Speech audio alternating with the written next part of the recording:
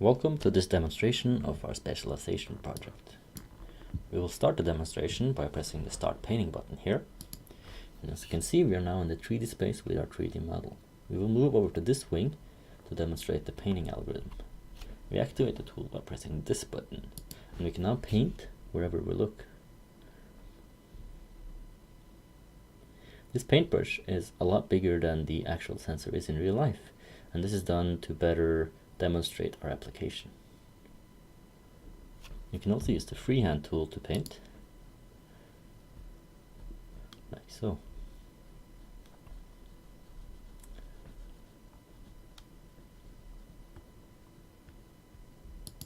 On the other side of the plane, we have already painted a patch out, like so. Here we can demonstrate the depth extrusion tool. First we activate the tool and then we turn on depth extrusion, like so. The surface is now extruded based on the color pixel on the surface. If we toggle away the mesh, we will see the grid made by the depth extrusion algorithm. And we can also freeze it in place, so we can move around and view it from different angles, like so. If we go down into it, we can also turn it into the wireframe, so we can see the actual grid made by the depth extrusion algorithm, like so.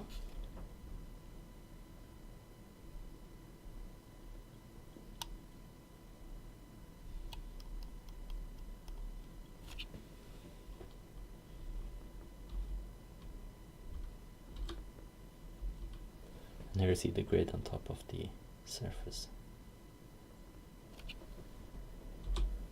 Next up is the texture patches.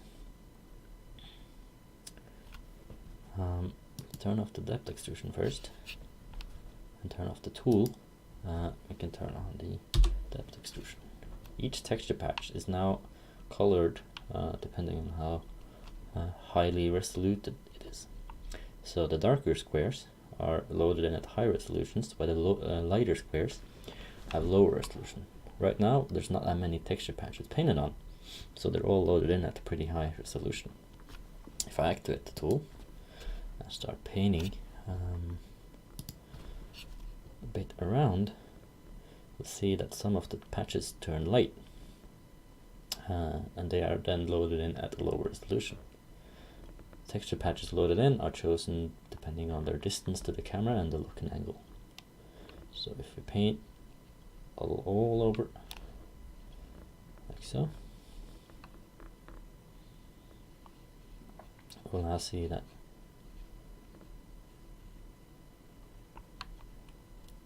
more and more light squares as more and more textures need room in the memory. If we zoom all the way out, like so, see that the texture patches become lighter and lighter because they're further and further away. And the objects are now so tiny that we don't need the high resolution. Going back in, we can look at loading and storing this texture that we have now created. If we open the folder, we will now see the texture patches that I painted beforehand. Here, we can delete this and then go back here and press the O button to save. We will now see that our texture has shown up here.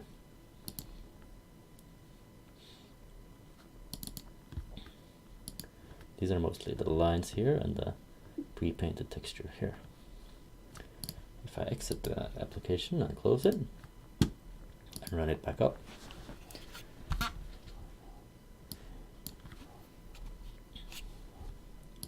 we will now have all the textures we painted from our last session already in memory, like so. Thank you for watching our demonstration.